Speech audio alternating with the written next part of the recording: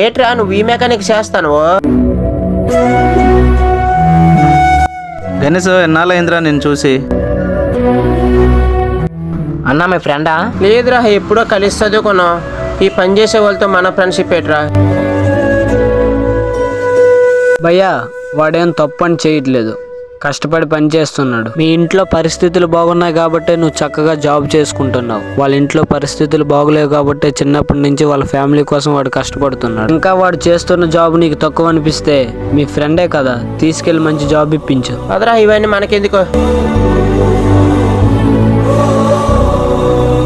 Help చేయడం చేత కాదు, మళ్ళీ పెద్ద ఫోజు కొడుతున్నాడు. అలాగే మీ లైఫ్లో కూడా తక్కువ చేసే ఫ్రెండ్స్ ఉంటే వాళ్ళ దూరం పెట్టండి.